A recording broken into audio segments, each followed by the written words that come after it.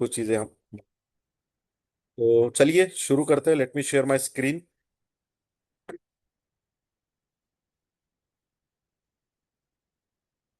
Okay. I hope the screen is visible. क्या आप लोगों को मेरी स्क्रीन जो है विजिबल है? कोई चैट बॉक्स पे डालेगा, चैट बॉक्स में कि स्क्रीन दिख रही है।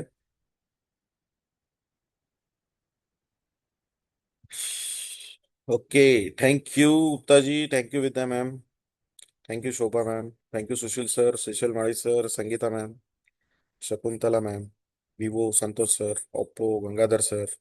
Thank you, thank you. या yes Pustakala ma'am, thank you. Yes, so let's begin. I hope you are, आप बैठे हो तो डायरी पेन के साथ बैठे होंगे। यस। चलो, तो चलिए शुरू करते हैं the business master class. Welcome all once again. तो आज का जो ऑब्जेक्टिव है, आज का टॉपिक बहुत सारे हैं, टाइम थोड़ा हमारे पास कम है, लेकिन मैं ट्राई करूंगा कि पूरे टॉपिक्स को कवर करने के लिए। एजुटेक में अगर सक्सेस पाना है तो कौन से माइंडसेट के साथ आपको काम शुरू करना है, जिसके ऊपर बात करेंगे आज। कि क्या माइंडसेट से हमें एजुटेक में काम करना है। तो सक्सेस के लिए एक माइंडसेट की जरूरत होती है। वो क्या माइंडसेट होना चाहिए? क्योंकि अगर आप निगेटिव माइंडसेट से और गलत माइंडसेट से आप एजुटेक को शुरू कर रहे हो, डाउटफुल माइंडसेट के साथ शुरू कर रहे हो, कंफ्यूजन के माइंडसेट से के साथ अगर आप काम कर रहे हो, शुरू कर रहे हो एजुटेक में, तो आपको सफलता नहीं मिलेंगी। तो उस माइंडसेट के ऊपर बात करेंगे। कुछ गलतियां यहाँ पे हम कर रहे हैं, कुछ गलत माइंडसेट से हम इस एजुटेक बिजनेस को काम कर एजुटेक बिजनेस को कर रहे हैं। तो उस गलत माइंडसेट क्या होता है और उसका नुकसान क्या होता है, इसके ऊपर बात करेंगे। कौन सा माइंडसेट होना चाहिए। एजुटेक का विजन एंड मिशन के ऊपर बात करेंगे। हमारे प्रोडक्ट के जो यूएसपी है, मैं मानता हूं कि अगर आप जब डेमो देने जा रहे हो, प्रोस्पेक्ट के घर में जा रहे हो, कस्टमर के घर पे जा रहे हो, तो ऐसे 10 पॉइंट्स मैंने खोज निकाले हैं मेरे 3 साल के इस एक्सपीरियंस में। और अगर आप अच्छे तरीके से इन 10 पॉइंट्स को पिच करोगे तो 101% आपका क्लोजिंग का रेशियो बढ़ेगा। तो ये 10 पॉइंट क्या है? इन 10 पॉइंट को ही फोकस करना है डेमो देते समय। अगर ये 10 पॉइंट आप अच्छे तरीके से सामने वाले कस्टमर को दोगे, तो 101% आपका क्लोजिंग का रेशियो बढ़ेगा ही बढ़ेगा। मैं दावे के साथ कहता हूं। तो ये 10 पॉइंट्स क्या है, इसके ऊपर बात करेंगे। थोड़ा सा lead generation, list list building techniques के ऊपर बात करेंगे। थोड़ा सा अपॉइंटमेंट सेटिंग टेक्निक्स के ऊपर बात करेंगे। तो बहुत सारे टॉपिक है, चलिए शुरू करते हैं। सबसे पहला टॉपिक है माइंडसेट फॉर सक्सेस इन एजुटेक। क्या होना चाहिए, हमारा माइंडसेट क्या होना चाहिए अगर आप एजुटेक में काम कर रहे हो, तो हमारा माइंडसेट क्या होना चाहिए। तो सबसे पहले कुछ पॉइंट्स है, 8 इंपॉर्टेंट माइंडसेट है जो पहले दिन आपको फिट करके रखने हैं। मतलब आज अगर आपने एजुटेक को शुरू किया है, तो ये ऐसे 8 पॉइंट है जो आपको फिट दिमाग में फिट करने हैं। और इसी 8 पॉइंट्स के ऊपर ही आपका फ्यूचर, आपका सक्सेस डिपेंड है। और अगर ये 8 माइंडसेट के पॉइंट्स अगर आप फॉलो करोगे, तो कभी भी आप एजुटेक में फेलियर नहीं बनोगे। आपको 101% यहाँ पे सक्सेस ही सक्सेस मिलेगा। तो पहले दिन मुझे ये माइंडसेट के पॉइंट्स पता नहीं थे, इसलिए मैंने कुछ गलतियां की। तो मुझे ऐसा लगता है कि आप ये गलती दोहराना नहीं चाहिए, इसलिए मैंने पहला ये पॉइंट लिया है कि माइंडसेट क्या होना चाहिए। दोस्तों, बेसिकली माइंडसेट की क्या जरूरत है, माइंडसेट क्यों होना चाहिए? दोस्तों, success is 20% skill set, 80% mindset. यानी कि जो कुछ भी चीजें आज हम, बहुत सारे लोगों को लगता है कि मुझे अच्छा प्लान देने को आना चाहिए, मुझे अच्छा डेमो देने को आना चाहिए, मुझे अच्छा क्लोजिंग करने को आना चाहिए, तभी मुझे सक्सेस मिलेगा। लेकिन वो सिर्फ 20% काम करता है। आपका जो स्किल है वो 20% काम करता है, 80% आपका माइंडसेट काम करता है। बहुत सारे लोग मैंने यहाँ पे देखे कि अच्छा स्किल है, अच्छी कैपेबिलिटी है, अच्छा प्लान दे सकते हैं, अच्छा डेमो दे सकते हैं, लेकिन माइंडसेट ही निगेटिव है। अगर निगेटिव माइंडसेट रहेगा तो रिजल्ट निगेटिव आएगा। You can't create positive results with negative mindset. अगर आप इस इंडस्ट्री में आए हो और अगर आप इस इंडस्ट्री में काम करना चाहते हो और इस इंडस्ट्री में आने वाले 10 साल, 20 साल, 25 साल, 50 साल, अगर इस इंडस्ट्री में एजुटेक में काम सक्सेस पाना चाहते हो, टिके रहना चाहते हो, तो सबसे पहले चीज समझ लो, कभी भी, कभी भी इस इंडस्ट्री को कभी भी गलत तरीके से या फिर गलत नजरिए से बात न करना। निगेटिव चीजें इस इंडस्ट्री के बारे में बात न करना या फिर दिमाग में भी नहीं लाना। दोस्तों, अगर कोई भी इंडस्ट्री आप लेते हो, आप अगर बॉलीवुड की इंडस्ट्री लेते हो, तो उस इंडस्ट्री में सबसे पहला जिन जिन लोगों ने बड़ा बड़ा सक्सेस लिया है, चाहे वो अमिताभ बच्चन हो, शाहरुख खान हो, कोई भी बड़े बड़े एक्टर्स हो, तो ये वो लोग हैं जिन्होंने इस इंडस्ट्री को एक दिन चुना और फिर उन्होंने ठान लिया कि मैं जिंदगी भर इसी इंडस्ट्री में काम करूंगा। ये पहला माइंडसेट आपको रखना है कि आज आपने अगर बिजनेस को शुरू किया है, तो मुझे अभी इसी इंडस्ट्री में आने वाली जिंदगी भर काम करना है। 2011 में मैंने इस इंडस्ट्री को चुना था, तो उसी टाइम पे मैंने एक डिसीजन लिया था कि अगर मुझे इस इंडस्ट्री में राज करना है, मेरे जिंदगी के सारे सपने पूरे करने हैं, मुझे अगर इंडस्ट्री में किंग बनना है, राज करना है, तो मुझे इस इंडस्ट्री में लंबे समय तक काम करना पड़ेगा। मुझे लंबे समय तक, यानी कि आने वाली जिंदगी भर, आने वाले 50 साल मैं इसी इंडस्ट्री में काम करूंगा, डायरेक्ट सेलिंग इंडस्ट्री में काम करूंगा और इसी कंपनी में काम करूंगा। तो जब मैंने एक ही कंपनी में काम करूंगा, तो मैंने इस इंडस्ट्री को 2011 में चुना और आज भी मैं इसी इंडस्ट्री में काम कर रहा हूं और इसी इंडस्ट्री में काम करते रहूंगा। क्योंकि और इस इंडस्ट्री में काम करते समय कभी भी मैंने इस इंडस्ट्री के बारे में निगेटिव बातें नहीं की, ना किसी के बारे में, न कभी मैंने सुनी, न किसी को मैंने सुनाई। सोचो, अगर कोई अमिताभ बच्चन है, उसने अगर पहले दिन उन्होंने जब डिसीजन लिया था कि मुझे बॉलीवुड में काम करना है, फिल्म इंडस्ट्री में काम करना है, फिल्म लाइन में काम करना है, तो कभी भी उन्होंने उस इंडस्ट्री के बारे में निगेटिव बातें मार्केट में नहीं की। कभी भी सचिन तेंदुलकर ने जब क्रिकेट को पकड़ा, एम एस धोनी ने जब क्रिकेट को पकड़ा, तो उन्होंने सोचा था कि आने वाले 25 साल 50 साल में इसी इंडस्ट्री में रहूंगा। तो बेसिकली उन्होंने उस इंडस्ट्री में सक्सेस इसलिए पाया क्योंकि उन्होंने उस इंडस्ट्री को कभी डाउट के तरीके नजरिए से नहीं देखा। हमारा प्रॉब्लम यह है कि हम इस इंडस्ट्री में आ तो गए हैं, लेकिन आज भी हमारे माइंड में डाउट है कि क्या मुझे सक्सेस मिलेगा, क्या ये इंडस्ट्री चलेगी, क्या मुझे इस इंडस्ट्री से मेरे सपने पूरे होंगे। तो बेसिकली एक बात समझ लो, कभी भी किसी भी सक्सेसफुल इंसान जिस इंडस्ट्री को चुनता है, उस इंडस्ट्री में जब वो बड़ा बनता है, तब वो उस इंडस्ट्री को कभी गाली नहीं देता, कभी भी उस इंडस्ट्री में वो डाउट नहीं रखता, कभी भी उस इंडस्ट्री के बारे में निगेटिव बातें करता नहीं, सोचता नहीं और सुनता भी नहीं। तो आज अगर आपने एजुटेक को शुरू किया है, इस डायरेक्ट सेलिंग इंडस्ट्री को शुरू किया है, तो पहली चीज ये है कि कभी भी इस इंडस्ट्री के बारे में निगेटिव बातें ना करना, कभी भी न इस इंडस्ट्री के बारे में निगेटिव सुनना और कभी भी इसके बारे में डाउट ना रखना। तो दोस्तों, ये चीज मैंने पहले दिन से इसको फॉलो किया है और इसी के चलते आज मुझे सक्सेस मिल रहा है। बात करता हूं सबसे पहला माइंडसेट के बारे में। आज के बाद कभी भी कमीशन के लिए काम मत करना दोस्तों। आज के बाद ये बात ध्यान में रखना कि कभी भी आपको कमीशन के लिए काम नहीं करना है। तो आप बोलेंगे सर किसके लिए काम करना है? दोस्तों, कमीशन तो एक टेम्पररी चीज है।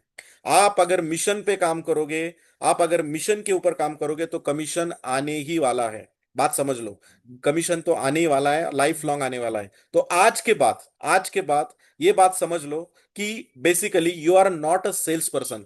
क्योंकि कमीशन के लिए कौन काम करता है? कमीशन के लिए कौन काम करता है? तो कमीशन के लिए काम करता है बेसिकली एक सेल्स पर्सन। एक सेल्स पर्सन है, वो सिर्फ कमीशन के लिए काम करता है। उसको बस एक ही चीज की पड़ी होती है कि जब मैं कस्टमर के पास जाऊं, मुझे कुछ पता नहीं, मुझे बस इससे वो प्रोडक्ट बेच के आना है। तो वो झूठे वादे देता है, झूठे कमिटमेंट देता है, सामने वाले के प्रॉब्लम सुनता नहीं है, किसी भी तरह से उसे वो उस प्रोडक्ट को चिपकाने का काम करता है। किसी भी तरह से उसका फोकस एक ही चीज के ऊपर होता है, सेल को कैसे निकाला जाए, क्लोजिंग को कैसे निकाला जाए। बस उसका एक ही फोकस होता है और उस क्लोजिंग को निकालने के लिए वो झूठे वादे करता है, कभी कभार वो झूठे कमिटमेंट देता है, झूठे मैं कहूंगा कि झूठे जो प्रोडक्ट के स्पेसिफिकेशन है वो और हाइप करके और बड़े लेवल पे हाइप करके किसी भी तरीके से कमीशन निकलना चाहिए। मैं घर पे आया हूं तो मुझे क्लोजिंग चाहिए, मुझे पैसा चाहिए। उसका पूरा डेमोन्स्ट्रेशन में एक ही चीज पे फोकस होता है कि मुझे किसी भी हालत में पैसा चाहिए। तो आज के बाद इसके ऊपर काम ना करना दोस्तों। कमीशन तो बहुत आने वाला है, लेकिन कमीशन के पहले आपको मिशन के ऊपर काम करना है। और मिशन क्या है कि हमें जिस घर में हम गए हैं, हमें उस बच्चे का प्रॉब्लम सॉल्व करना है, उस पेरेंट के फाइनेंशियल प्रॉब्लम हमें सॉल्व करना है। तो उनके पहले प्रॉब्लम हमें सुनने पड़ेंगे। उनके प्रॉब्लम क्या है, वो किस प्रॉब्लम से गुजर रहे, बच्चे को क्या प्रॉब्लम आ रहा है। और ये वही करता है जो कंसल्टेंट होता है। कंसल्टेंट का काम ही होता है पहले सामने वाले के प्रॉब्लम सुनना और सामने वाले के प्रॉब्लम को सॉल्यूशन प्रोवाइड करना। अगर आप सामने वाले के प्रॉब्लम नहीं सुनोगे, डायरेक्टली जाके प्रोडक्ट पिच करके आओगे, तो आपका इंप्रेशन सामने वाले को एक सेल्स पर्सन की तरह होगा। और सेल्स पर्सन का इंप्रेशन अगर आपका जाएगा, तो आपको क्लोजिंग में दिक्कतें आएगी। सामने वाला इमीडिएटली क्लोजिंग नहीं देगा, आपको पैसा नहीं देगा। लेकिन अगर आप जाओगे और सामने वाले के प्रॉब्लम सुनोगे, बच्चों के, स्टूडेंट के प्रॉब्लम सुनोगे, पेरेंट्स के प्रॉब्लम सुनोगे, क्या किस तरीके से बच्चा पढ़ रहा है, क्या प्रॉब्लम उसको आ रही है, तो अगर आप उनके प्रॉब्लम सुनोगे, तो ऑटोमेटिकली आपका इंप्रेशन एज ए कंसल्टेंट जाएगा। और जी हाँ, हम यहाँ पे कंसल्टेंट है। हम बच्चों को क्वालिटी एजुकेशन प्रोवाइड करते हैं। हम बच्चों के सारे पढ़ाई करने के सभी सभी प्रॉब्लम हम एजुटेक के माध्यम से सॉल्व करते हैं। तो यहाँ पे आपको एक एज अ कंसल्टेंट आपको काम करना है, ना कि एज अ कमीशन, ना कि एज अ सेल्स पर्सन। दूसरा, अगर मैं बात करूं, दूसरा माइंडसेट क्या होना चाहिए कि आज अगर आप इस एजुटेक में आए हो, इस इंडस्ट्री में आए हो, तो हमेशा लर्निंग में रहना है। हमेशा सीखते रहना है, हमेशा लर्निंग मोड में रहना है। क्यों? क्योंकि लर्निंग में ही अर्निंग है दोस्तों। क्योंकि मैंने मेरे गुरु से सीखा था, मेरे गुरु ने मुझे एक चीज बताई थी जब मैं इस इंडस्ट्री में आया था। सॉरी। मैंने मेरे गुरु से सीखा था जब मैंने इस इंडस्ट्री को करियर लिया था, और जब मैं उनके ट्रेनिंग में बैठा था, तब वहां पे उन्होंने एक चीज मुझे बताई थी कि अगर तू तेरे जिंदगी में महीने का 50,000 रुपया कमा रहा है, तू तेरे जिंदगी में महीने का 50,000 रुपया कमा रहा है, तो तेरा नॉलेज, तेरा स्किल 50,000 का ही है। और तुझे अगर महीने का 5 लाख रुपया कमाना है, तो 50,000 रुपए के नॉलेज से तू महीने का 5 लाख रुपया नहीं कमा सकता। 5 लाख रुपए कमाने के लिए तुझे 5 लाख का नॉलेज लेना पड़ेगा, 5 लाख का स्किल बिल्डअप करना पड़ेगा। तो सबसे पहले तू तेरे नॉलेज के ऊपर काम कर, तेरे स्किल्स के ऊपर काम कर। और जब तू तेरा नॉलेज बढ़ाएगा, जब तू तेरा स्किल को डेवलप करेगा, तो 50,000 का इनकम 5 लाख जाने में देरी नहीं होगी। लेकिन हमारा प्रॉब्लम यह है कि हम आज भी महीने का 5 लाख रुपया, महीने का 10 लाख रुपया कमाना चाहते हैं, लेकिन सीखना नहीं चाहते। तो दोस्तों, आज अगर आपका जो कुछ भी इनकम है, आप जो कुछ भी महीने का कमा रहे हो, अगर आप एजुटेक में पिछले 2 महीने 3 महीने से काम कर रहे हो, और अगर आप महीने का जो कुछ भी पैसा कमा रहे हो, और अगर आपको इनकम को बढ़ाना है, तो सबसे पहले आपके लर्निंग को बढ़ाना पड़ेगा। आपके लर्निंग को बढ़ाना पड़ेगा, आपके नॉलेज को बढ़ाना पड़ेगा। क्योंकि इस कौन सी भी इंडस्ट्री चुन लो, उस इंडस्ट्री में सबसे ज्यादा पैसा कौन कमाता है? जो उस इंडस्ट्री में सबसे ज्यादा नॉलेजेबल होता है। आपके एरिया में बहुत कई सारे डॉक्टर रहते होंगे, कई सारे डॉक्टर होंगे, लेकिन एक कोई तो एक ऐसा डॉक्टर होगा जो बाकी डॉक्टर से 10 गुना पैसा कमाता होगा। वो 10 गुना पैसा इसीलिए कमा रहा है क्योंकि उसके पास वो 10 डॉक्टर से भी कई एक्स्ट्रा नॉलेज है, कई एक्स्ट्रा स्किल है, कुछ एक्स्ट्रा चीज उसके पास है जो बाकी डॉक्टर के पास नहीं है। इसीलिए उसको ज्यादा पेशेंट मिल रहे हैं, उस ज्यादा पेशेंट को क्योर कर रहा है और ज्यादा पैसा कमा रहा है। सिंपल सी बात है दोस्तों। अगर आपके नॉलेज इनकम को बढ़ाना है, तो आपके लर्निंग को, नॉलेज को बढ़ाना पड़ेगा। तो हमेशा सीखते रहना है। मैं आज भी सीखते रहता हूं, आज भी मैं बुक्स पढ़ता हूं, सेल्स के बारे में, डायरेक्ट सेलिंग के बारे में, नॉलेज के बारे में, हैबिट्स के बिल्डअप के बारे में, एटीट्यूड के बारे में बुक्स पढ़ते रहता हूं, वीडियो सीरीज देखता रहता हूं, कोर्सेज ज्वाइन करते रहता हूँ, नई नई चीजें मैं सीखता रहता हूँ। क्योंकि मुझे पता है कि जैसे जैसे मैं लर्निंग करता रहूंगा, एक दिन आएगा कि धीरे धीरे वो लर्निंग में से मेरा एल जो है वो कम होता जाएगा, मेरा एल कम कम होता जाएगा। और लर्निंग में जब एल निकालते हो तो क्या बचता है? अर्निंग। तो जैसे ही लर्निंग आपको बढ़ाओगे, तो ऑटोमेटिकली धीरे धीरे लर्निंग में से एल निकल जाएगा और आपका अर्निंग आपको आना शुरू हो जाएगा। तो कभी भी ध्यान में रखना दोस्तों, ये दूसरा माइंडसेट है। बहुत सारे लोग नेटवर्क इंडस्ट्री में, नेटवर्क मार्केटिंग में, डायरेक्ट सेलिंग इंडस्ट्री में एक ही जगह पे स्टक हो चुके हैं। वो एक ही जगह पे स्टक इसलिए हो चुके हैं क्योंकि ना वो अपने नॉलेज को बढ़ा रहे, ना अपने एटीट्यूड को बढ़ा रहे, ना अपने स्किल को बढ़ा रहे, ना कुछ नई चीजें वो सीख रहे। उनको ऐसा लग रहा है कि मुझे सब कुछ आता है। अगर आपको सब कुछ आता है, तो आपको ये दिन का 30,000 रुपया क्यों नहीं आता? अगर आपको दुनिया का नॉलेज है, दुनिया भर का नॉलेज है, तो आपको दिन का 30,000 रुपया आना चाहिए। अगर नहीं आ रहा है, इसका मतलब कुछ तो वो कमी है, कुछ तो वो कमी है जो आपको मालूम नहीं है, कुछ तो वो स्किल सेट है जो आपके पास नहीं है, कुछ तो ऐसा पॉइंट है जो आपको मालूम नहीं है। और बाकी के लोग वो नॉलेज को अप्लाई कर रहे हैं और उनको दिन का 30,000 रुपया आ रहा है। अगर आपको नहीं आ रहा, तो कुछ तो वो नॉलेज है जो आपके पास नहीं है, और वो नॉलेज आपको लेना पड़ेगा, आपको सीखना पड़ेगा। और ये लर्निंग आपको करना है। तो ये सेकंड माइंडसेट आपको करना है। तीसरा, एक्टिविटी ओवर आउटकम। बहुत सारे लोग हैं दोस्तों कि आज बेसिकली एक्टिविटी के ऊपर, बेसिकली आउटकम के ऊपर काम कर रहे हैं। तो मेरा एक ही चीज कहना है कि आज के बाद डेमो के ऊपर फोकस करिए ज्यादा से ज्यादा। क्लोजिंग जो है वो होगा ही होगा, लेकिन अगर आपके डेमो ही कम होंगे, देखो कोई बंदा है, देखो अगर आपका क्लोजिंग क्लोजिंग रेशो है कि अगर आप 10 लोगों को मिलते हो, और 10 में से अगर आप 4 लोगों को क्लोज करते हो, ये अगर आपका रेशो है, 10 लोगों को आप मिलते हो और आप 4 लोगों को क्लोज करते हो। तो कुछ लोग ऐसे हैं जो 10 लोगों को एक हफ्ते में मिलते हैं, कुछ लोग हैं एक महीने में मिलते हैं। तो एक महीने में उनके 4 क्लोजिंग होती है, क्योंकि वो 10 लोगों को मिलते हैं और 4 लोगों की क्लोजिंग होती है। तो वो एक महीने में 10 लोगों को मिलते हैं। कुछ लोग होते हैं वो हफ्ते में 10 लोगों को मिलते हैं। जब वो हफ्ते में 10 लोगों को मिलते हैं, तो उनके भी 4 क्लोजिंग होती है, लेकिन उनका जो इनकम है हफ्ते का इनकम, पहले वाले बंदे का महीने का इनकम यहाँ पे हफ्ते में आ जाता है, क्योंकि वो कम टाइम में ज्यादा लोगों को मिलता है। और कुछ लोग ऐसे होते हैं जो एक दिन में 10 लोगों को मिलते हैं, एक दिन में 10 लोगों को मिलते हैं। तो उनका, जिस बंदे का हफ्ते का इनकम आता है, ये वो इस बंदे का एक दिन का इनकम आता है। तो ज्यादा से ज्यादा डेमो आपको करने पड़ेंगे, ज्यादा से ज्यादा लोगों को आपको प्रेजेंटेशन देना पड़ेगा। तो एक्टिविटी के ऊपर काम करिए दोस्तों। चौथा, rejection is part of this business. बहुत सारे लोगों का प्रॉब्लम है कि सेल्स में आ तो गए हैं, सेल्स में आ तो गए हैं, लेकिन उनको रिजेक्शन नहीं चाहिए। इस दुनिया में ऐसा कोई भी प्रोडक्ट नहीं है जिसको रिजेक्ट नहीं किया जा सकता। हर प्रोडक्ट को रिजेक्ट किया जाता है। बात समझ लो दोस्तों, सेल्स में rejection is part of this business. यहां पे लोग आपके प्रोडक्ट को रिजेक्ट कर सकते हैं, क्योंकि हर एक का अपना अपना एटीट्यूड होता है, हर एक का अपना अपना प्रोडक्ट को देखने का नजरिया होता है। तो यहां पे भी बहुत सारे लोग ऐसे हैं जो जिनको रिजेक्शन नहीं चाहिए, जिनको लगता है कि मैं जिस बंदे के पास जाऊंगा, हर बंदे ने मुझे मेरे प्रोडक्ट को एक्सेप्ट करना ही चाहिए। दोस्तों, मार्केट में सोना बेचने वाले को भी रिजेक्ट किया जाता है। हमारे पुणे में दो दुकान है ऐसे, पूना गाड़गिल है, रांका है। तो बेसिकली कुछ लोग रांका को रिजेक्ट करके पूना गाड़गिल को जाते हैं। वह पहले रांका को जाते हैं, उनको अगर डिजाइन पसंद नहीं है तो वो पूना गाड़गिल को चले जाते हैं। तो वो सोना बेचने वाले को भी रिजेक्ट कर रहे हैं। बात समझ लो मैं क्या बोल रहा हूं। जो बंदा सोना बेच रहा है उसको भी लोग रिजेक्ट कर रहे हैं। सो बेसिकली रिजेक्शन इस धंधे का पार्ट एंड पार्सल है। ये धंधे का पार्ट है। ये इसको छोड़ के आप दूर नहीं भाग सकते।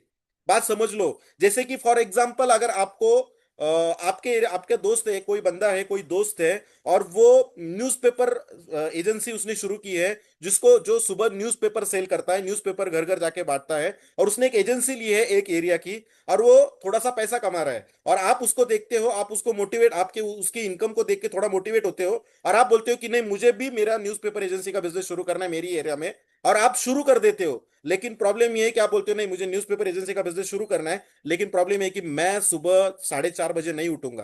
तो ऐसा नहीं होगा। ऐसा नहीं होगा। आप बोलोगे नहीं, मैं दोपहर को पेपर बांटूंगा। ऐसा नहीं होता है। जैसे न्यूज़पेपर के बिजनेस में आपको सुबह 4:30 बजे जल्दी उठना ही पड़ेगा। ये part and part of this business है। न्यूज़पेपर में आपको सुबह जल्दी 4:30 बजे उठना ही पड़ेगा। उसी तरह सेल्स में जरूरी नहीं है कि आप 10 लोगों के पास जाओगे कि 10 के 10 लोग आपको एक्सेप्ट करेंगे। कुछ लोग आपको रिजेक्ट कर सकते हैं, करेंगे। तो ये पार्ट ऑफ दिस बिजनेस है। इससे दूर मत भागिए, उसको एक्सेप्ट करिए। क्योंकि हर रिजेक्शन में कोई बंदा, कोई कस्टमर आपको रिजेक्ट कर रहा है तो आपको सिखा रहा है कि बेसिकली कि उसने आपको अगर रिजेक्ट किया तो आपके प्रेजेंटेशन में कमी है, वो बता रहा है। आपके डेमोन्स्ट्रेशन दिखाने के तरीके में थोड़ी सी कहीं ना कहीं तो कमी है, वो आपको बता रहा है। वो कुछ डाउट आपको दे रहा है, उसके कुछ ऑब्जेक्शंस है, और वो ऑब्जेक्शन आपको सॉल्व करने को नहीं आए हैं, इसका मतलब आपको नॉलेज में कमी है, वो बता रहा है। बात समझ लो। तो एवरी रिजेक्शन में आपको कुछ सीखने को मिलेगा। हर रिजेक्शन में आपको सीखने को मिलेगा। तो बेसिकली रिजेक्शन को से दूर मत भागिए, उसको एम्ब्रेस करिए, उसको एक्सेप्ट करिए, खुले दिल से एक्सेप्ट करिए, और बैठिए कि और सोचिए कि क्यों उसने मुझे रिजेक्ट किया। क्या मेरे से गलती हुई? क्या मेरे डायलॉग में डिलीवरी में गलती हुई? क्या मेरे प्रेजेंटेशन स्किल में गलती हुई? क्या मेरे क्लोजिंग स्किल में गलती हुई? क्या मेरे ऑब्जेक्शन हैंडलिंग में गलती हुई? कहाँ पे मेरी गलती हुई? क्या मेरा जो हुलिया था, मेरा जो पूरा पर्सनैलिटी था, वो उसको पसंद नहीं आया? क्या एग्जैक्टली प्रॉब्लम हुआ? ये हर एक कस्टमर ही आपको सिखाएगा। कोई बुक आपको ये सेल सिखाएगी नहीं जितना ज्यादा कस्टमर आपको सिखाएगा। तो अगर आपको ये बिजनेस सीखना है तो कस्टमर के पास जाना पड़ेगा। ये धंधा ही आपको धंधा कैसे करना है आपको सिखाएगा। कस्टमर ही आपको धंधा कैसे करना है ये सिखाएगा। बात समझ लो दोस्तों, बात समझ लो। ओके, फिर उसके बाद अगला माइंडसेट आपको करना है, वो क्या है? Long term thinking. देखो, मैंने इस इंडस्ट्री को चुना, तो कोई भी बंदा इस इंडस्ट्री में, कौन सी भी इंडस्ट्री में चले जाइए, सफलता पहले 6 महीने में, 3 साल में, 3 महीने में नहीं मिलती। आपको कम से कम 1 साल, 2 साल, 3 साल डिवोट करना पड़ेगा, सीखना पड़ेगा, फाउंडेशन करना पड़ेगा। अगर आप ये सोच के आ रहे हो कि मुझे आने वाले 1 महीने में इमीडिएटली महीने का 1 लाख रुपए मिलेगा, सॉरी टू से मिल भी सकता है, लेकिन कंटिन्यूअसली महीने का 1 लाख रुपए आपको कमाने के लिए पहले आपको एक आपका अच्छा फाउंडेशन बनाना पड़ेगा। आपको आपका फाउंडेशन नॉलेज बढ़ाना पड़ेगा, स्किल सेट बनाना पड़ेगा, और उसके लिए 1 महीने में नहीं होगा। उसके लिए आपको कम से कम 365 डेज आपको टिके रहना है, आपको समझ के रहना है। और इस इंडस्ट्री में आपको आने वाले 5 साल, 10 साल के विजन लेके आइए दोस्तों। मैं आने वाले 25 साल का विजन लेके यहां पे आया हूं। और इसी के चलते लॉन्ग टर्म थिंकिंग वाले लोग ही जिंदगी में सक्सेसफुल होते हैं। शॉर्ट टर्म थिंकिंग वाले जिंदगी में कभी भी सक्सेसफुल नहीं होते। बात समझ लो, बात समझ लो दोस्तों। तो बेसिकली सबको सक्सेस इमीडिएटली नहीं मिलता है। लॉन्ग टर्म आपको थिंकिंग करोगे तो ही आपको बड़े लेवल पे काम मिलेगा। छठवा जो माइंडसेट आपको आज करना है वो है ओनरशिप माइंडसेट। ओनरशिप माइंडसेट मतलब बहुत सारे लोग हैं जिन्होंने बिजनेस को शुरू किया है लेकिन आज भी अपलाइन के लिए डिपेंड है, अपलाइन के ऊपर डिपेंड है कि अपलाइन आएगा मेरे लोगों को मिलेगा, अपलाइन आएगा मेरे लोगों को डेमो दिखाएगा, फिर मेरी क्लोजिंग होगी और फिर मुझे इनकम निकलेगा। सो दोस्तों, जब मैंने इस बिजनेस को शुरू किया था मेरे अपलाइन ने का उपयोग मैंने सिर्फ पहले दिन किया था। मेरे अपलाइन से मैंने सिर्फ 3 डेमो करवाए थे और 3 डेमो के बाद मैंने ये बिजनेस को सीख लिया। और फिर जैसे जैसे मैंने डेमो देना शुरू किया, क्योंकि यह बिजनेस मेरा बिजनेस है, ये बिजनेस मेरा बिजनेस है, जो आईडी है मेरा, उस आईडी पे जो इनकम आ रहा है वो इनकम पूरी तरह मेरा है। उसमें से कोई भी शेयर मैं ना मेरे अपलाइन को दे रहा हूं, तो अपलाइन का बिजनेस नहीं है, यह बिजनेस मेरा है। जिस दिन आप ये सोच के शुरू करोगे कि यह बिजनेस मेरा है, मुझे डेवलप करना है, और पूरी रिस्पॉन्सिबिलिटी जब आप अपने खुद के ऊपर लेते हो, तभी सफलता होगी।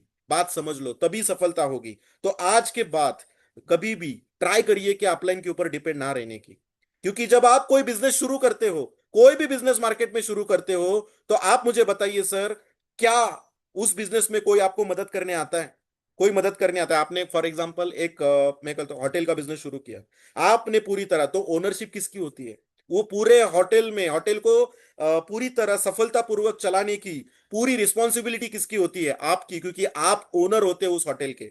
आप ओनर होते हो उस होटल के, ना आपको कोई मदद करने को आता है ना कोई वहां पे आता है, कि आप पूरी तरह ओनर होते हो क्योंकि वो आपका बिजनेस होता है। उसी तरह एजुटेक में जो आईडी आपने लिया है, ये आपका आईडी है। इसमें ना किसी की पार्टनरशिप है ना किसी में शेयर है। इसमें जो इनकम आने वाला है वो पूरी तरह आपका होने वाला है। इसी के चलते पूरी तरह ओनरशिप आप ले लो, 100% ये ओनरशिप आप ले लो, ना कभी किसी दूसरे के ऊपर डिपेंड रहिए। मैं आज यहां पे सक्सेसफुल हुआ, ये इसलिए हुआ क्योंकि पहले दिन से मैंने ये बिजनेस पूरी तरह मेरे हाथ में लिया, पूरी तरह मेरे हाथ में लिया, पूरी तरह सब चीजें मैंने सीख ली और पूरी तरह सक्सेसफुली मैं ये बिजनेस कर रहा हूं। तो ओनरशिप आपके पास होना चाहिए, बात समझ लो दोस्तों। फिर उसके बाद जो अगला माइंडसेट आपको रखना है वो क्या रखना है? डुप्लीकेशन। बात समझ लो, यहां पे अगर बड़ा पैसा कमाना है तो प्रोडक्ट सेलिंग से आपको टेम्पररी पैसा मिलेगा, पर्सनल सेलिंग से, प्रोडक्ट सेलिंग से आपको जो पैसा मिलेगा, पर्सनल सेलिंग से जो पैसा मिलेगा वो आपको टेम्पररी मिलेगा। यानी किसी को आप, अगर आप प्रोडक्ट बेचोगे तो प्रोडक्ट बेचने से आपको एक दिन का, एक टाइम का पैसा मिलेगा। लेकिन अगर उसको, उसी को अगर आप बिजनेस बेचोगे तो लाइफ टाइम आपको पैसा मिलेगा। अगर किसी बंदे को मैं प्रोडक्ट बेचता हूं तो मुझे एक बार कमीशन मिलता है, लेकिन उसी बंदे को अगर मैं बिजनेस बेचता हूं तो वो बंदा आगे चल के जितना भी बार प्रोडक्ट बेचेगा हर बार मुझे पैसा मिलेगा। तो बात समझ लो, अगर बड़ा पैसा कमाना है, पैसिव इनकम जनरेट करना है, तो always try to build your team. ये कोर है इस बिजनेस का। जब तक टीम नहीं बनेगी तब तक बड़ा इनकम नहीं बनेगा। हमें टीम बनानी पड़ेगी। बहुत सारे लोग हैं आज भी सिर्फ प्रोडक्ट बेच रहे हैं, सिर्फ प्रोडक्ट बेच रहे हैं। मैं जाऊंगा, नहीं नहीं सर उनको बिजनेस मत दिखाइए सर, नहीं नहीं वो नेटवर्क मार्केटिंग, उनको बिजनेस मत दिखाइए। अरे इतना बड़ा बिजनेस है, इस बड़े बिजनेस में आज मैं यहाँ पे बैठा हूँ, 7 स्टेट्स में काम हो रहा है, और इस बिजनेस में पूरे इंडिया में मुझे मुझे बिजनेस करने का मौका है। मैं घर पे बैठ के, मतलब एक जगह पे बैठ के मैं पूरे इंडिया में बिजनेस बिल्डअप कर सकता हूं। ऐसा बढ़िया मौका डायरेक्ट सेलिंग का मुझे मिल रहा है, और हम लोगों को बिजनेस नहीं बताते, सिर्फ प्रोडक्ट बेच के आते हैं। और जब आप प्रोडक्ट बेच के आते हो तो आपको सिर्फ एक बार कमीशन मिलता है। आप मुझे बताइए सर, मैं सबको ये सवाल पूछना चाहता हूं, क्या आपको एक बार काम करने से एक बार पैसा चाहिए, या एक बार काम करने से बार बार पैसा चाहिए? ऑप्शन वन, एक बार काम करने से एक बार पैसा चाहिए। ऑप्शन टू, एक बार काम करने से बार बार पैसा चाहिए। चलो वन या फिर टू टाइप करो, आप मुझे बताओ, वन या two? Two. Yes Ganesh sir, yes Vidya ma'am, मुझे एक बार काम करने से बार बार पैसा चाहिए। और एक बार काम करने से बार बार पैसा कब मिलेगा? एक बार काम करने से बार बार पैसा तब मिलेगा जब आप टीम खड़ा करोगे। जब आप टीम खड़ा करोगे, ऑप्शन नंबर टू, टीम खड़ा करोगे। और टीम तब खड़ी होगी, टीम तब खड़ी होगी जब आप पूरी तरह लोगों को बिजनेस दिखाओगे।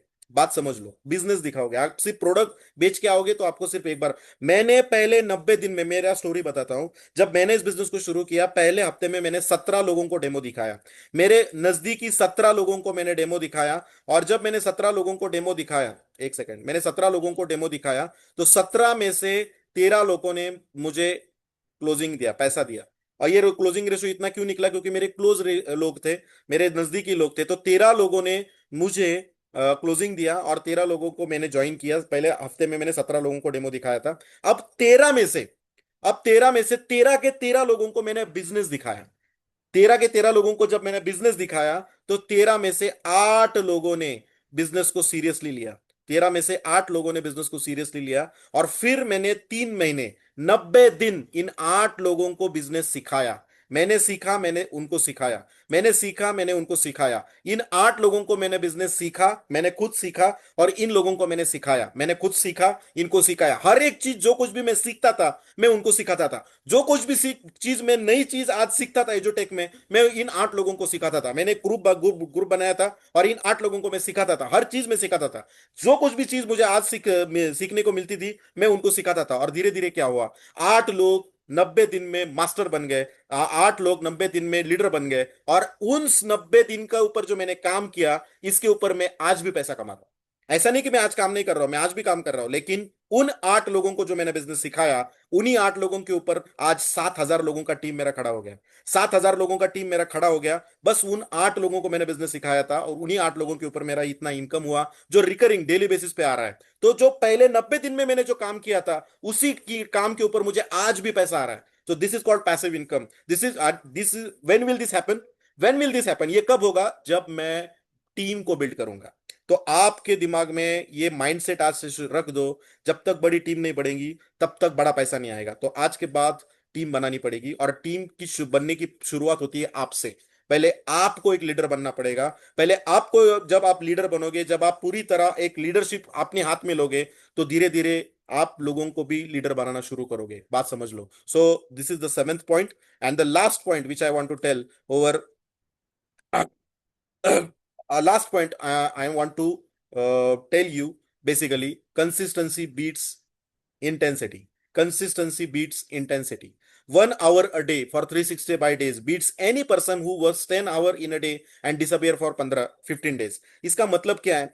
बहुत सारे लोग हैं, बहुत काम करते हैं, 2 दिन बहुत काम करते हैं, बहुत लोगों को मिलते हैं, 2 दिन भयंकर काम करते हैं, 10 15 20 डेमो करते हैं, और अचानक से 10 दिन गायब हो जाते हैं। अचानक से 10 दिन गायब हो जाते हैं, 10 दिन गायब हो जाते हैं, फिर आ जाते हैं, फिर बहुत काम करते हैं, फिर 2 4 दिन बहुत अच्छा काम करते हैं, फिर 8 10 दिन गायब हो जाते हैं। इन इससे बेहतर वो बंदा है जो सिर्फ 1 घंटा 1.5 घंटा 2 घंटा डेली काम कर रहा है। रे डेली बस 1 घंटा काम करके एक बंदे को डेमो दिखा रहा है, लेकिन कंसिस्टेंटली डेली बेसिस पे लगातार आने वाले 1 साल कर रहा है। तो वो बंदा कभी भी 1 साल के बाद उस बंदे को पीछे पीछे छोड़ देगा, जो एक दिन में 10 10 घंटा काम कर रहा है, लेकिन 15 दिन गायब हो रहा है। तो बात समझ लो, कंसिस्टेंसी ऑलवेज बीट्स इंटेंसिटी। कभी भी ध्यान में रखना। बहुत मोटिवेशन के साथ बहुत सारी चीजें लेके हम काम तो शुरू कर लेते हैं, बहुत सारे लोग काम तो शुरू कर लेते हैं, लेकिन एक दौर के बाद ब्रेक हो जाते हैं, 4 दिन बंद हो जाते हैं, फिर 2 दिन काम करते हैं, फिर 8 दिन बंद हो जाते हैं। मान के चलो आपने एक दुकान शुरू किया है, कोई शोरूम शुरू किया है, और वो शोरूम आप 4 दिन खुला रखते हो, 10 दिन बंद करते हो, फिर 4 दिन खुला रखते हो, फिर 10 दिन बंद करते हो, फिर 4 दिन खुला रखते हो, फिर 4 दिन बंद करते हो। क्या लगता है, क्या लगता है उस एरिया में, उस शोरूम के बारे में इंप्रेशन क्या होगा लोगों का? लोगों का इंप्रेशन ये क्या होगा, अरे ये शोरूम जो है कभी कभार चालू रहता है, कभी कभार बंद रहता है, यहाँ पे कुछ माल लेने में कोई इंटरेस्ट नहीं है। तो बिजनेस का रूल समझ लो दोस्तों, डेली मार्केट में उतरना पड़ेगा, डेली अपना दुकान ओपन शटर ओपन करना पड़ेगा। कोई भी धंधे वाला 4 दिन काम करता है, 40 दिन बंद करता है, ऐसा नहीं है। हर कोई भी धंधे वाला मार्केट में, हर कोई बिजनेस में चले जाओ, वो हर दिन अपना शटर ओपन करता है, हर दिन मार्केट में रहता है, हर दिन अपना शटर ओपन करके बैठता है। तो यहां पे भी हमें कम से कम 1 साल हर दिन लगातार हमें मार्केट में रहना है, तो बड़ा इनकम आएगा। धंधे का रूल ही है। मैं नहीं बोलता आप फुल टाइम करो, मैं नहीं बोलता हूं कि आप अपना जॉब छोड़ो, बिजनेस बंद करके एजुटेक करो, लेकिन हर दिन कम से कम एक बंदे को मिलो। हर दिन आपको 2 घंटा 3 घंटा मार्केट में उतर, आपको मार्केट में रहना है। अगर आप ये नहीं करोगे, तो आप बोलोगे कि बेसिकली मैं इतना काम कर रहा हूं लेकिन रिजल्ट नहीं आ रहा। क्यों नहीं आ रहा? क्योंकि कंसिस्टेंसी नहीं है। रिजल्ट क्यों नहीं आ रहा? क्योंकि कंसिस्टेंसी नहीं है, ये भी एक कारण है। तो ये सब सारी चीजें थी जो मुझे माइंडसेट के बारे में बतानी थी। चलो अभी आगे निकलते हैं कि किस तरीके से हमें आगे की चीजें हमें देखनी है। शुरुआत करते समय कौन सा फाउंडेशन हमें रखना है। तो हमें एजुटेक की जरूरत क्या है? मैं एजुटेक क्यों कर रहा हूं? मैं एजुटेक क्यों कर रहा हूं? मैंने एजुटेक को क्यों चुना? क्योंकि मेरे पास बहुत सारे ऑप्शन थे। बहुत सारे ऑप्शन आज पुणे में हैं, बहुत सारे डायरेक्ट सेलिंग इंडस्ट्री में लोग कंपनियां हैं, कंपटीशन बहुत सारी है, बहुत सारे कंपनियां हैं, लेकिन मैंने एजुटेक को ही क्यों चुना? एजुटेक को ही क्यों चुना? यस हनुमान काले sir, I will answer your question, don't worry. Okay, आपने डायरेक्ट मैसेज मुझे किया है, थैंक यू, डोंट वरी। ठीक है। तो बेसिकली यहाँ पे ये ट्रेनिंग अटेंड करिए, ट्रेनिंग में आपके सारे सवालों के जवाब मिल जाएंगे, बस आप ट्रेनिंग अटेंड करिए। ओके, तो मैं यहाँ पे जो बात कर रहा हूँ बेसिकली, तो ये क्या कर रहा हूँ, मैंने एजुटेक को क्यों चुना? सबसे पहली चीज, सबसे पहली चीज मुझे अच्छी लगी थी इसकी massive market demand.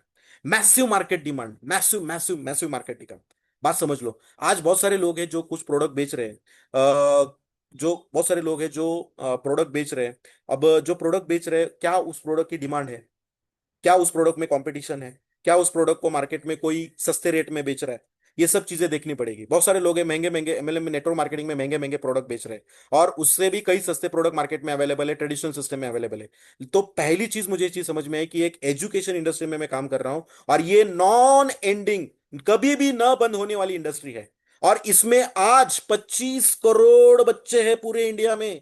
Can you believe? 25 crore, first standard to 10th standard, 25 crore बच्चे आज इस इंडिया में हैं, K1 to K10। और इनमें से 95% बच्चों को लर्निंग सिस्टम, अच्छी लर्निंग सिस्टम नहीं है, और इसीलिए वो स्ट्रगल कर रहे हैं। यानी कि 95% बच्चे आज मार्केट में स्ट्रगल कर रहे हैं, क्योंकि उनको एक अच्छी क्वालिटी लर्निंग सिस्टम उनके पास नहीं है। और हमें जिंदगी बदलने के लिए कितना चाहिए? हमें जिंदगी बदलने के लिए 10 से 20 हजार बच्चे बहुत हो गए।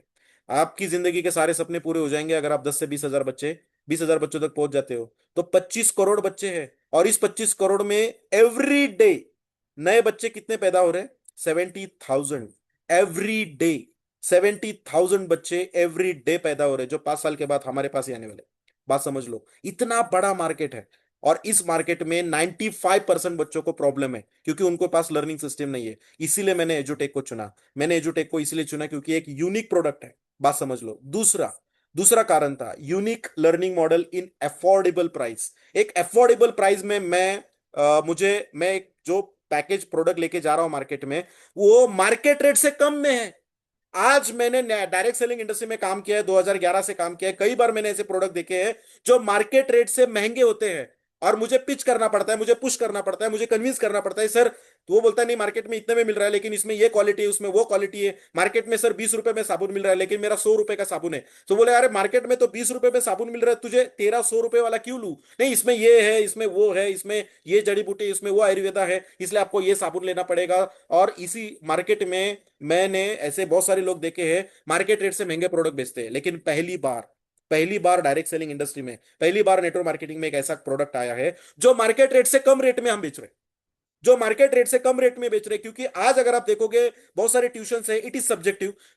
रेट हर एक जगह जगह अलग अलग होंगे, लेकिन 15,000 से लेके 50,000, 1 लाख के ट्यूशन अवेलेबल है 10th स्टैंडर्ड के लिए। तो मार्केट में 15,000 से 50,000, 1 लाख रुपए तक ट्यूशन अवेलेबल है पर ईयर की कॉस्ट के ऊपर। और जो बेसिकली ऑनलाइन सिस्टम है, वहां पे भी 40, 50, 60 हजार, 70 हजार, 80 हजार रुपया वो लर्निंग का ले रहे 1 साल का। और हमारा लर्निंग चालू हो रहा है सिर्फ 8 हजार रुपए में। हमारा लर्निंग स्टार्ट हो रहा है सिर्फ 8 हजार रुपए में। तो थोड़ा सोचो कि हमारा लर्निंग मॉडल कितना अफोर्डेबल है। मार्केट में अगर मार्केट रेट से हम 20%, 30%, 40% के रेट में अगर हम प्रोडक्ट बेच रहे हैं, तो क्या ये बिजनेस बड़ा नहीं होगा? 100% होगा। क्या ये बिजनेस बड़ा नहीं होगा? तो 100% होगा। कैसे होगा मैं आगे बताऊंगा आपको। ठीक है, बात समझ लो। फिर उसके बाद चलो आगे निकलते हैं फटाफट। आगे की बात करेंगे। आगे की बात यह है कि मैंने इस इंडस्ट्री को इसलिए चुना क्योंकि मुझे ये बिजनेस को शुरू करने के लिए कोई भी बड़ी इन्वेस्टमेंट करने की जरूरत नहीं है। मैं मेरा वर्चुअल डिजिटल स्कूल खड़ा करने का मौका एजुटेक मुझे दे रहा है। मेरा खुद का स्कूल खड़ा करने का मौका मुझे एजुटेक दे रहा है। जो वर्चुअल डिजिटल स्कूल है, एक खुद का स्कूल खड़ा करने का मौका दे रहा है। आज अगर मुझे एक फिजिकल स्कूल खड़ी करनी है तो लगभग 10 करोड़ भी कम पड़ जाएंगे। 10 करोड़ भी कम पड़ जाएंगे, और उसमें भी मुझे मैसिव कंपटीशन है इर्द गिर्द के एरिया में। लेकिन मुझे एक ऐसा स्कूल खड़ा करने का मौका मिल रहा है जहां पे पूरे इंडिया के बच्चे पढ़ सकते हैं। मैं पूरे इंडिया के बच्चों को मेरे स्कूल में एडमिशन दिला सकता हूं। पूरे इंडिया के बच्चों को मेरे स्कूल में एडमिशन दिला सकता हूं, और मैं मेरा इनकम बिजनेस सेटअप करा सकता हूं, और वो भी ₹0 इन्वेस्टमेंट में। जीरो में इसलिए बोल रहा हूं क्योंकि जो पैसा मैं दे रहा हूं वो प्रोडक्ट मुझे मिल रहा है, और वो प्रोडक्ट मैं यूज कर रहा हूं। मेरे बच्चा घर में है तो उसके लिए मैंने एक प्रोडक्ट लिया है। तो ये जो बिजनेस मुझे मिला है वो 100% ₹0 में मिला है।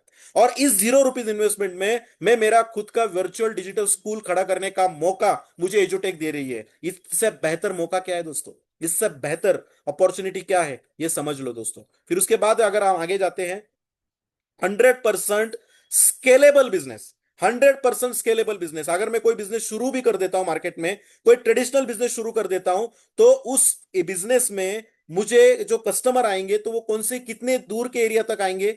मेरा जो वर्किंग ऑफ एरिया है वो 1 kilometre, 2 kilometre, 3 kilometre, 5 kilometre, 10 kilometre के आगे कस्टमर मेरे पास नहीं आएंगे। मतलब 1 या 2 किलोमीटर, 5 किलोमीटर, 10 किलोमीटर के कस्टमर मेरे पास आएंगे। लेकिन मुझे ये जो बिजनेस में कर रहा हूं, इस बिजनेस में मुझे 100% स्केलेबिलिटी है। मैं पूरे इंडिया में बिजनेस करता हूं। मैंने यहां पे बैठे आसाम के बंदे को प्रोडक्ट बेचा है, मैंने यहां पे बैठे ओडिशा के बंदे को प्रोडक्ट बेचा है, मैंने यहां पे बैठे यूएसए में जाने वाले बंदे को भगवत गीता बेची है। मतलब हमारी भगवत गीता यूएसए में चली गई, वो प्रोडक्ट मैंने यहां पे बैठे बेचा है। तो इतना स्केलेबिलिटी है, इतना बढ़िया स्केलेबिलिटी है। तो सोचो दोस्तों, कितना बड़े लेवल पे ये बिजनेस हो सकता है। आप बोलेंगे सर यूएसए में जाती है। सर वो बंदा आया था मुंबई भगवत गीता को कोरियर करने, परचेस करने के लिए, और उसने वहां वहां मुंबई में परचेस किया और वो लेके चला गया यूएसए में। तो मेरा कहने का मतलब क्या है दोस्तों, कि इतना बड़ा बिजनेस है, पूरे इंडिया में हम इसको एक्सपांड कर सकते हैं। पूरे इंडिया में हम इसको एक्सपांड कर सकते हैं। जो मैं अगर कोई बिजनेस करता हूं तो मुझे बस 1-2 किलोमीटर, 5 किलोमीटर में ही मुझे वो डेवलप करने का मौका मिलेगा। सबसे आगे का पॉइंट, सबसे इंपॉर्टेंट पॉइंट, जो कुछ भी मैं काम कर रहा हूं इसका तुरंत मुझे पैसा मिलता है 1 घंटे में। 1 घंटे में मुझे पैसा मिलता है। और ये पहली बार पूरे इंडिया में पहली प्रोडक्ट बेस्ड कंपनी है जो हमें 1 घंटे में पे आउट देती है। पहली प्रोडक्ट बेस्ड कंपनी पूरी इंडिया में। जितने भी प्रोडक्ट बेस्ड कंपनियां मार्केट में हैं, चाहे वो 1 महीने के बाद पे आउट देती है, या फिर वो 15 दिन के बाद देती है, या फिर वो 1 हफ्ते के बाद देती है, या फिर वो 1 दिन के बाद देती है, वो भी मैन्युअली देती है। मैन्युअली फोन करना पड़ता है, सर पे आउट नहीं भेजा, पे आउट नहीं भेजा। यहां पे पूरी तरह एटोमाइज पे आउट है। ना किसी को आपको फोन करना है, ना कुछ नहीं, बस आपको बटन दबाना है और आपको 1 सेकंड के अंदर आपके अकाउंट में पैसा आ जाएगा। ये, और वो भी प्रोडक्ट बेस में। I am talking about product base.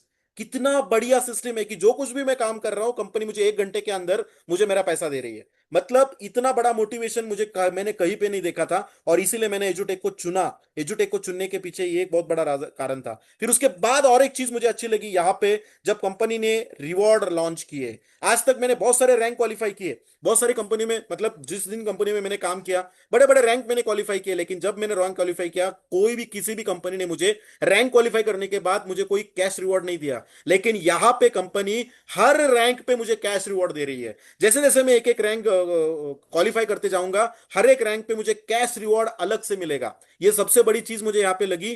Company आपको बोलती है आप बस टिके रहो, ये टिके रहने का पैसा है। अगर आप टिके रहोगे, काम करते रहोगे, एक ही पिच पे टिके रहोगे, क्योंकि ये टेस्ट मैच है, 2020 नहीं है। कंपनी बोलती है कि आप टिके रहोगे, काम करते रहोगे, हर एक लेवल पे आपको कैश रिवॉर्ड देते रहेंगे, और वो भी no time limit. No time limit, कोई टाइम लिमिट नहीं है। जैसे ही आप एक लेवल क्वालिफाई करते हो, आपको कैश रिवॉर्ड मिलेगा जो 4 करोड़ 20 लाख रुपए का होगा।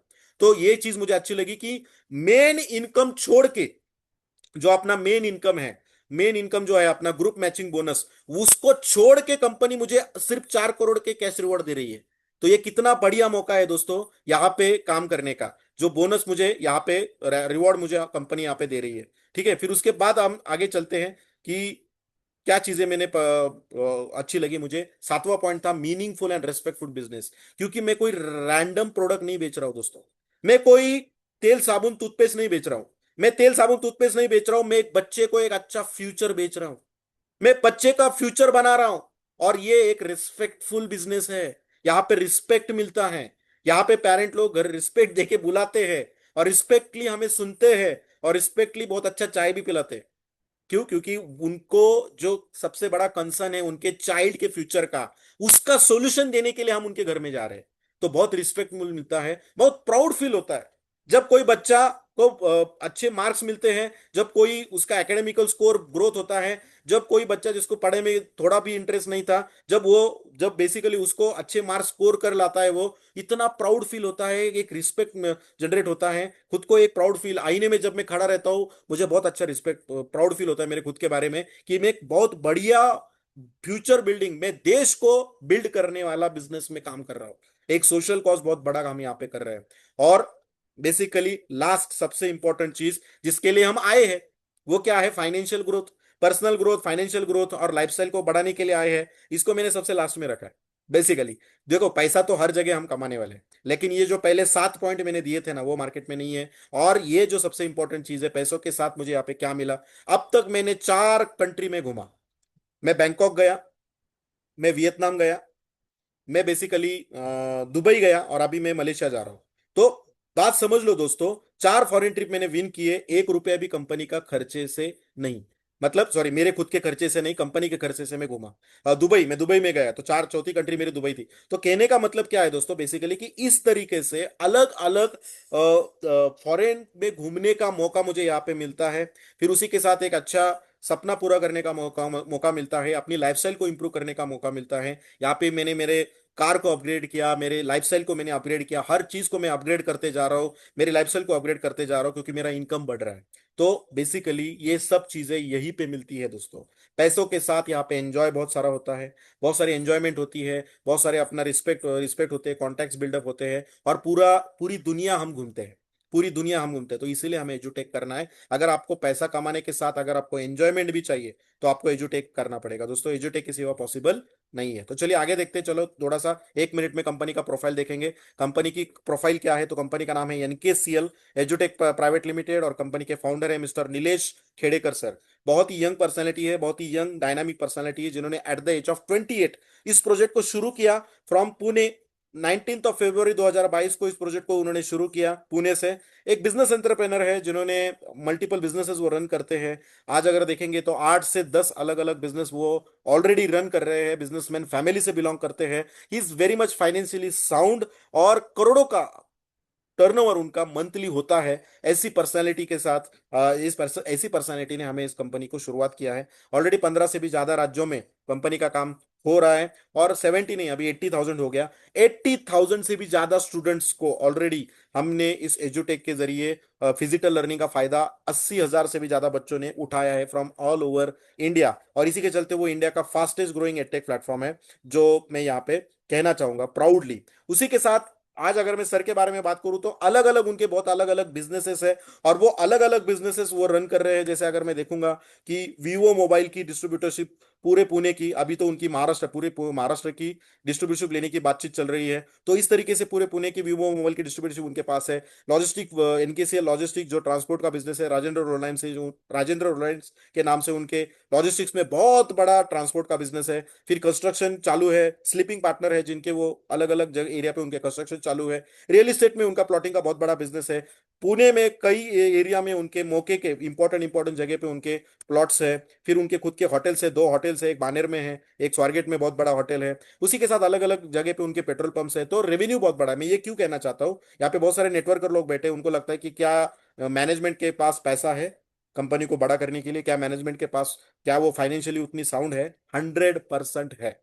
100% है, कोई डाउट नहीं दोस्तों, कोई डाउट नहीं है। तो बहुत ही फाइनेंशियली साउंड कंपनी है। और कंपनी का मिशन एक ही है कि आने वाले कई सालों में, बहुत ही कम टाइम में 5,000 से भी ज्यादा फिजिकल कोर्सेज को खड़ा करना। हर एक सेक्टर के लर्निंग कोर्सेज हमें खड़ा करने वाले हैं। जैसे जब मैं आया था तो सिर्फ सिर्फ स्पोकन इंग्लिश एकमात्र ऐसा यूनिवर्सल कोर्स था, लेकिन आज देखते देखते 6 से 7 अलग अलग कोर्सेज हमारे पास आ चुके हैं, जो अलग अलग सेगमेंट के हैं। हम स्पिरिचुअलिटी में आ गए, हम हेल्थ इंडस्ट्री में आ गए, हेल्थ इंडस्ट्री का कोर्स हमने बनाया, हम एडवांस एक्सेल में आ गए। ऐसे अलग अलग कोर्सेज अभी आना शुरू हो जाएंगे, आप देखोगे धीरे धीरे अलग अलग सेगमेंट पे कोर्सेज आना शुरू हो जाएंगे। तो बेसिकली मिशन बहुत बड़ा है। एक ऑल अंडर वन रूप सभी प्रकार के कोर्सेज आपको आने वाले टाइम में एजुटेक में मिलेंगे, और इसी के चलते हमारा बिजनेस बहुत बड़े लेवल पे बूस्ट होगा। बात समझ लो दोस्तों। अब आगे चलते हैं बेसिकली कि इस सेल्स को किस तरीके से किया जाता है। दोस्तों कुछ मिस्टेक्स हैं, लास्ट में मैं यहाँ पे कुछ मिस्टेक्स के बारे में बात करना चाहूंगा, क्योंकि टाइम थोड़ा कम है। तो एक कुछ मिस्टेक्स है, उसके बारे में मैं थोड़ा बात करना चाहूंगा। तो बेसिकली सेल्स के बारे में मैं एक चीज बताता हूं दोस्तों। सेल्स के बारे में मैं कुछ बताना चाहता हूं। सेल्स क्या है, तो सेल कभी भी बताने से नहीं होता। Telling is not selling, only asking right question is selling. बहुत सारे लोगों के पास चले जाते हैं, कस्टमर के पास चले जाते हैं, और एक एक घंटा बातें करते रहते, सिर्फ बातें करते रहते, बताते रहते, हमारे पास ये भी है, हमारे पास वो भी है, हमारे पास ये भी है, हमारे पास वो भी है, ऐसा है वैसा है। एक एक घंटा बात करने के बाद पूरा जब उनका गला सूख जाता है, फिर बोलते सर कैसा लगा। किसी भी बंदे को जितना ज्यादा आप बताने से, जितना ज्यादा आप सवाल पूछोगे, उतना जल्दी वो कन्विंस होगा। क्योंकि जब आप सवाल पूछते हो, तो सामने वाले को लगता है कि नहीं यार, ये सचमुच कुछ केयर कर रहा है, सचमुच ये जानना चाहता है मेरी जिंदगी के बारे में, मेरे बच्चे के करियर के बारे में। अगर आप बिजनेस अपॉर्चुनिटी देने गए हो, तो वो जब आप उसको सवाल पूछते चले जाओगे, तो सामने वाले को एक कंसर्न आना शुरू, मतलब एक फील आना शुरू हो जाएगा कि ये बंदा जो है मेरे फाइनेंशियल सिचुएशन के बारे में सचमुच ही कंसर्न है, और वो सुनना चाहता है। और कोई भी बंदे को बताने में अच्छा लगता है, कोई भी किसी को सुनने को रेडी नहीं है। तो जब आप कोई हम सुनने को जाते हैं, जब हम अच्छी तरीके से राइट सवाल अगर सामने वाले को पूछते हैं, तो बेसिकली सामने वाला बहुत अच्छे तरीके से ओपन होता है। तो ज्यादा बताने से बेहतर है कि तो एक राइट सवाल अगर आप पूछोगे तो 101% क्लोजिंग और ज्यादा होगा, और ज्यादा होगा। तो किस तरीके से सवाल पूछे जाते हैं, चलो देखते हैं। किस तरीके से हमें यहाँ पे काम करना है, फटाफट देखते हैं। तो कुछ इंपॉर्टेंट यूएसपी है, ये पॉइंट मैं यहाँ पे अभी बताना चाहूंगा, क्योंकि ये इंपॉर्टेंट पॉइंट है दोस्तों। जब आप एजुटेक में किसी के घर पे जा रहे हो, और एजुटेक में जब किसी के घर पे जाओगे, तो ये अगर 10 पॉइंट अगर आप बताओगे, ये 10 पॉइंट अगर आप बताओगे, तो 101% आपको क्लोजिंग मिलेगा, क्लोजिंग के चांसेस बढ़ेंगे ही बढ़ेंगे।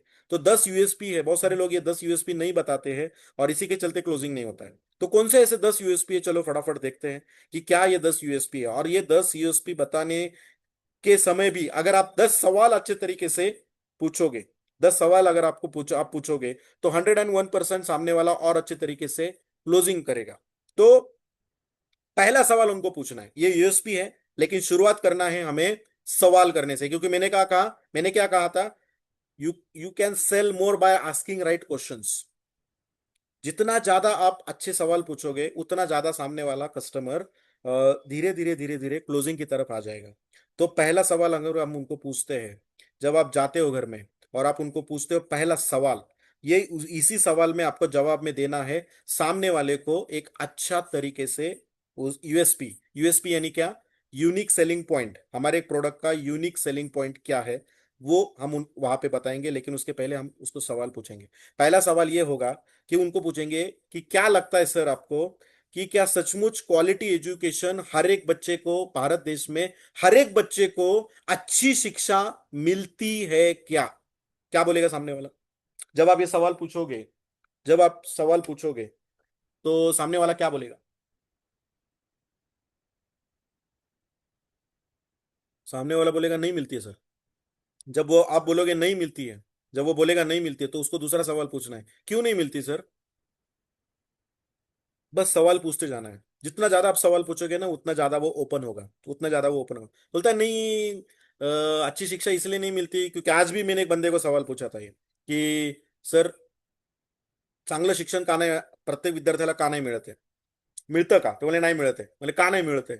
म्हणजे शिक्षणाचं बाजारीकरण झालंय, शिक्षणाचं बाजारीकरण झालंय। मतलब उसने उसने कहा कि कमर्शलाइजेशन हो गया है एजुकेशन सिस्टम में, सब लोग पैसे कमाने के पीछे है, क्वालिटी एजुकेशन प्रोवाइड करने के पीछे कोई नहीं है। ये मेरा ऐसा कहना है, और इसी के चलते क्वालिटी एजुकेशन सबको नहीं मिल रहा है। जैसे उन्होंने ये चीज बताई, फिर मैंने उनको बताया कि क्या लगता है सर, हर एक को मिलना चाहिए कि नहीं चाहिए? बोलता है चाहिए, हर एक बंदे को क्वालिटी एजुकेशन मिलना चाहिए, उसका वो हक है, वो मिलना चाहिए। तो मैं जिस प्रोजेक्ट को आपके पास लेके आया हूं, वहां पे हम क्वालिटी एजुकेशन हर एक स्तर के बच्चों को पहुंचाने का काम करते हैं, हर एक स्तर में बच्चे को पहुंचाने का काम हम करते हैं। ये पहला यूएसपी हमें बताना है। फिर दूसरा, क्या लगता है सर, बेसिकली दूसरा सवाल उनको पूछना है, क्या लगता है सर कि स्कूल में जब टीचर पढ़ाता है, सवाल मैं फिर से बोल रहा हूं, सवाल सवाल पूछना है उनको कि क्या लगता है सर कि स्कूल में जब टीचर पढ़ाता है, जब टीचर पढ़ाता है, तो क्या सभी बच्चों को सिखाया हुआ समझ में आता है?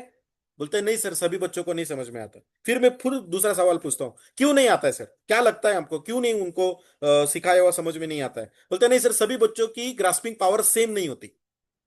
तो इसके लिए क्या सॉल्यूशन है सर? बोलता है नहीं सॉल्यूशन तो कुछ नहीं है, फिर हमें पढ़ाना पड़ता है। तो वही सॉल्यूशन हम लेके आए सर। हमने दो इंपॉर्टेंट पॉइंट्स के ऊपर फोकस किया है। हम हमारा एजुकेशन लर्निंग सिस्टम में पहले तो हमने फोकस किया है कि कोई भी स्तर का बच्चा हो, कोई भी इंटेलिजेंस लेवल का, कोई भी इंटेलिजेंस लेवल का बच्चा हो, उसको आसानी से टॉपिक समझ में आए, और समझ में आने के बाद उसे वो याद रखे। दो चीजों के ऊपर हमने फोकस किया है sir, topic understanding and topic memorisation. तो फिर बोलता है अच्छा, क्या बात है, बढ़िया। फिर तीसरा तीसरा यूएसपी हमें आपको बताना है उनको, कि क्या लगता है सर कि क्लासरूम में जो बच्चे बैठे होते हैं, वो क्या सभी बच्चे सेम इंटेलिजेंस लेवल के होते हैं? बोलते हैं नहीं सर, अलग अलग इंटेलिजेंस लेवल के होते हैं। फिर हम मैं उनको दूसरा सवाल पूछता हूँ कि क्या लगता है सर, कौन से कितने इंटेलिजेंस लेवल के बच्चे होते हैं, क्या लगता है आपको? बोलते हैं, नहीं, कुछ कुछ ऐसे होते हैं जिनको इजीली समझ में आता है, कुछ कुछ बच्चों को इजीली समझ में नहीं आता है। लेकिन फिर मैं तीसरा सवाल पूछता हूँ, क्या लगता है सर, क्या इन दोनों कैटेगरी के बच्चों को एक ही सिस्टम से पढ़ाना चाहिए? बोलते हैं, नहीं, पढ़ाना नहीं चाहिए, अलग अलग तरीके से पढ़ाना चाहिए। सर क्या ऐसे स्कूल में होता है? बोलते हैं, नहीं होता है। यस।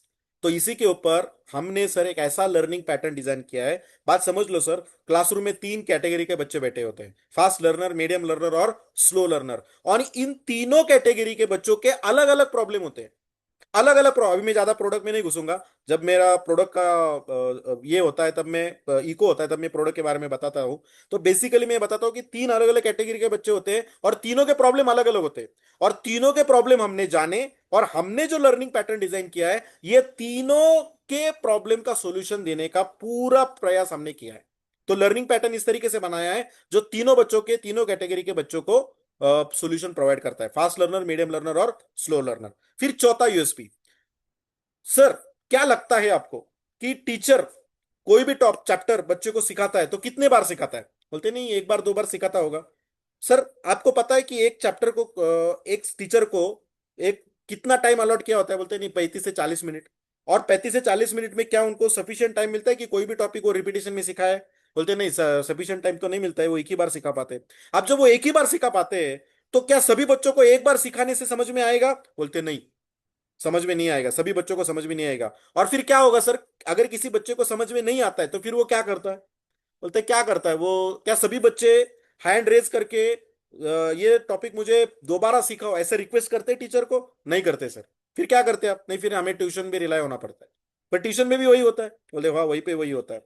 तो बेसिकली हमने एक ऐसा लर्निंग सिस्टम डिजाइन किया है जहां पे कोई भी टॉपिक वो n number of time, multiple time, अगर आपको अगर ऐसा लर्निंग सिस्टम मिल जाए जहां पे कोई भी टॉपिक आपका बच्चा एक बार नहीं 100 बार सीख सकता है, वो भी विजुअल लर्निंग के साथ। अच्छा लगेगा, बुरा लगेगा? बोले नहीं, बहुत अच्छा लगेगा सर, अगर कोई भी टॉपिक वो कितने बार भी सीख सकता है। क्या ऐसा सिस्टम पॉसिबल है सर, हमने ऐसा सिस्टम बनाया है जहां पे बेसिकली हमने कोई भी टॉपिक एक बार नहीं 100 बार भी वो सीख सकता है। तो ये यूएसपी आपको ऐड करना है आपके प्रेजेंटेशन में, ये प्रेजेंटेशन में आपको बताना है बेसिकली। फिर पांचवा पॉइंट बोलना है कि अगर आप किसी रिमोट एरिया में गए हो डेमो दिखाने के लिए, और फिर उनको बोलना है कि क्या सर आपके बच्चे को आपके एरिया में सभी बच्चों को क्या क्वालिटी एजुकेशन, क्या सभी स्कूल में क्वालिटी टीचर्स अवेलेबल है? बोलते नहीं सर, सभी स्कूल में तो सभी टीचर्स क्वालिटी अवेलेबल नहीं होते, कुछ चंद स्कूल में अवेलेबल होते, बाकी स्कूल में अवेलेबल नहीं होते। तो यहाँ पे अगर आपके बच्चे को घर पे बैठे इंडिया के सबसे best of the best teacher से अगर एजुकेशन मिलता रहेगा, क्या आपको सुनना चाहोगे कि वो किस तरीके से मिलेगा? बोले हाँ सर, बताओ सर। अगर घर पे बैठ के उसको इंडिया के best of the best teacher से एजुकेशन मिलता रहेगा, वो भी कोई भी टॉपिक को एन नंबर ऑफ टाइम सीख सकता है, तो मुझे वो जानना है। तो इस तरीके से आपको सवाल पूछना है। फिर उसके बाद learning through digital technology is need of hour. फिर उनको छठवां पॉइंट बताना है, सर डिजिटल टेक्नोलॉजी के बारे में आपकी राय क्या है? ऐसा सवाल पूछ के शुरू करना है। फिर वो बोलता है डिजिटल टेक्नोलॉजी अच्छी है, कोई प्रॉब्लम नहीं। फिर उनको कुछ एग्जांपल बताने हैं, बैंकिंग सिस्टम के एग्जांपल बताने हैं कि 20 साल पहले आपको अगर किसी को पैसा ट्रांसफर करना रहता, तो आप 20 साल पहले कैसे ट्रांसफर करते थे, और आज अगर आपको ट्रांसफर करना है तो कैसे ट्रांसफर करते हो? बोलते सर आज चुटकियों में किसी का बिना अकाउंट नंबर जाने सिर्फ मोबाइल नंबर पे मैं पैसा भेज देता हूं, जो 20 साल पहले पॉसिबल नहीं था। रात को 9 बजे भी भेज सकता हूँ, रात को 2 बजे भी भेज सकता हूं, जो 20 साल पहले पॉसिबल नहीं था। सो डिजिटल टेक्नोलॉजी से क्या होता है सर, काम हमारा आसान होते जा रहा है। हमारा जो काम ऐसा नहीं कि हो नहीं रहा था, काम हो रहा था, लेकिन डिजिटल टेक्नोलॉजी से काम हमारा आसान होते जा रहा है। उसी तरह क्या लगता है सर कि अगर इसी डिजिटल टेक्नोलॉजी को अगर एजुकेशन सिस्टम में अगर लाई जाए, तो लर्निंग सिस्टम आसान होगी या मुश्किल होगी? तो आसान होगी, क्योंकि जहां जहां डिजिटल टेक्नोलॉजी का इस्तेमाल किया गया है वहां वहां काम आसान ही हुआ है। फिर उनको गूगल मैप का एग्जांपल दे सकते हो आप, कि अगर मैं आपके घर पे आया हूं, आप अगर मुझे लोकेशन नहीं भेजते, तो मैं एड्रेस पूछ पूछ के आता तो मुझे और टाइम लगता। गूगल मैप पे आपने लोकेशन भेजा, मैं इमीडिएट आ सका, क्योंकि डिजिटल टेक्नोलॉजी का इस्तेमाल किया गया। तो अगर एजुकेशन सिस्टम में भी डिजिटल लर्निंग टेक्नोलॉजी का अगर आप इस्तेमाल करोगे, तो बच्चों की पढ़ाई और आसान होगी। और आज की इस दिन का ये सबसे इंपॉर्टेंट पॉइंट है दोस्तों, मतलब उनको बताना है कि नीड ऑफ द आवर है। मतलब डिजिटल टेक्नोलॉजी से पढ़ना जरूरी ही जरूरी बन गया है, क्योंकि बाकी बच्चे तो पढ़ रहे हैं और आगे निकल रहे हैं, और अगर आप उसी तरह पुरानी एजुकेशन लर्निंग सिस्टम से का बच्चा पढ़ेगा तो वो पीछे रह जाए। इसी के चलते डिजिटल टेक्नोलॉजी का इस्तेमाल हमने इसमें किया है। फिर उनको पूछ बताना है कि सर, उनको पूछना है कि सर, आपके बच्चे को कितना समझ में आ रहा है, बच्चा पढ़ रहा है कि नहीं पढ़ रहा है, या बच्चे को आपको पढ़ाई कर रहा है कि नहीं कर रहा है, या फिर उसको समझ में आ रहा है कि नहीं, या समझ में आ रहा है, वो आपको कैसे पता चलता है?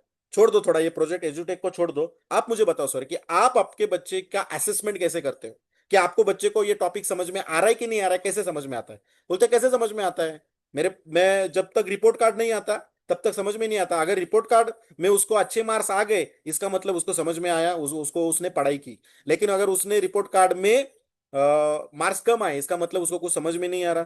तो रिपोर्ट कार्ड आने तक राह देखने के बजाय अगर मैं आपको एक ऐसा असेसमेंट टूल दे दूं जहां पे आपको डेली बेसिस पे समझ में आएगा कि बच्चे को क्या समझ में आ रहा है, क्या समझ में नहीं आ रहा है, और हर चैप्टर के बाद आपको अगर समझ में आएगा कि आपके बच्चे को ये चैप्टर कितना समझ में आया, तो फायदा होगा क्या नुकसान होगा? बोले फायदा होगा।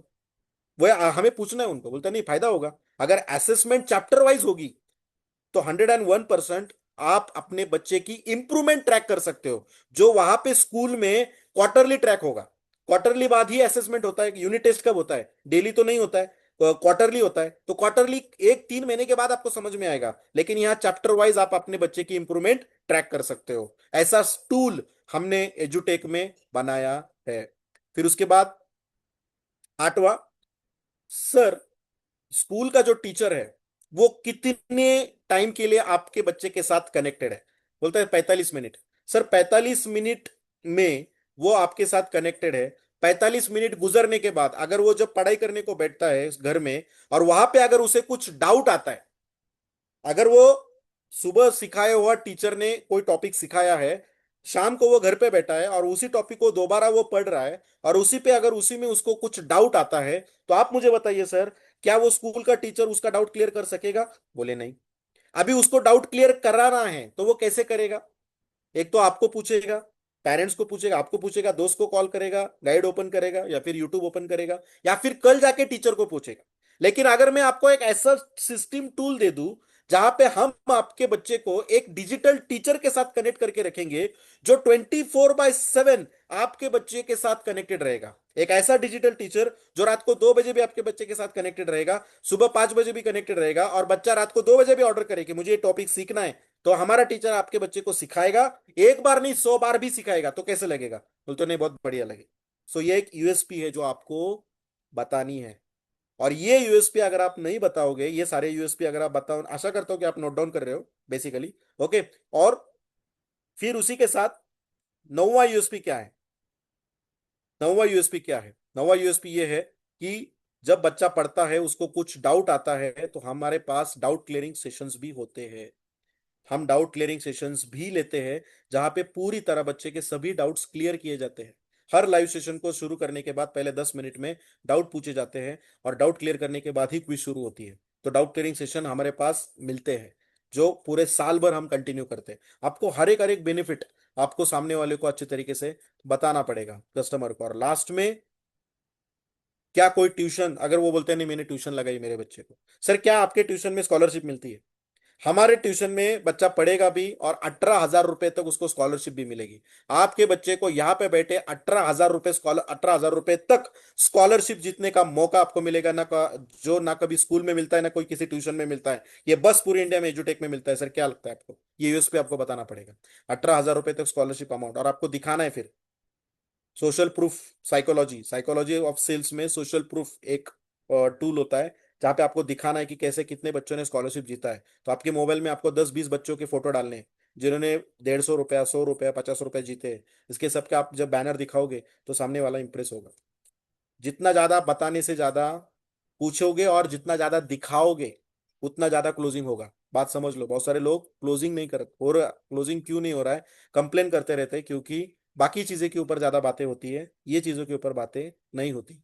तो ये जो 10 यूएसपी है, ये 10 यूएसपी अगर आप सिस्टम से सामने वाले को बताओगे, तो 100, क्या लगता है आपको, आपका क्लोजिंग का रेशियो बढ़ेगा या नहीं बढ़ेगा? हेलो, मुझे देखना है कि आप प्रेजेंट हो या नहीं, क्योंकि मुझे दिख तो नहीं रहा है कोई यहाँ से, क्योंकि मुझे स्क्रीन में सामने कोई दिख नहीं रहा। तो क्या लगता है, ये अगर 10 यूएसपी अगर आप अच्छे तरीके से सामने वाले को बताओगे, तो क्लोजिंग का रेशियो बढ़ेगा या नहीं बढ़ेगा? मुझे लगता है सिर्फ गणेश सर ही यहाँ पे बैठे। Yes, thank you Mrinalini madam, Shinde sir, Shakuntala ma'am, yes Vidya ma'am, yes, thank you, thank you Nitin Chaure sir, Shyam, Shyam sir, yes, Burse, thank you. Pustakala ma'am, thank you. Santosh sir, Ajay sir, thank you. Yes, 100% बढ़ेगा। Thank you all, thank you Shubhangi ma'am, thank you Anand sir, Nikesh sir, Anand sir, yes, बहुत सारे लोग हैं। Thank you, thank you. तो इतने लोग आज इन लोगों ने मुझे कमेंट किया, thank you.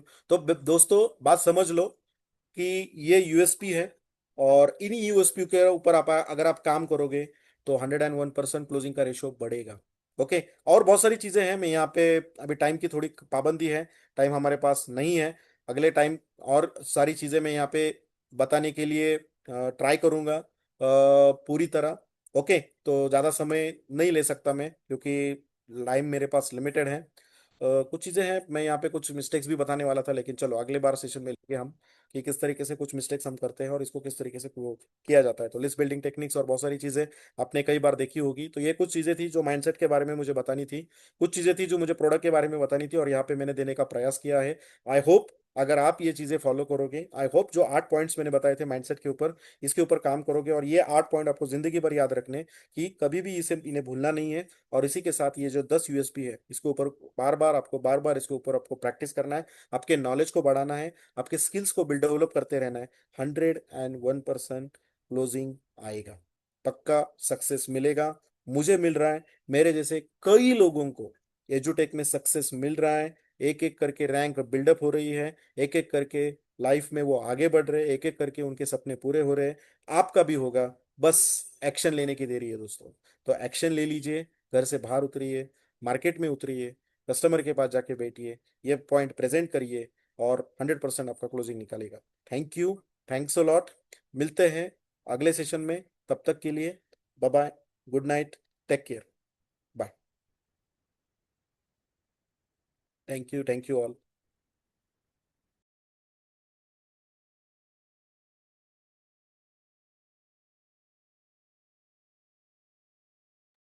Thank you all, thank you.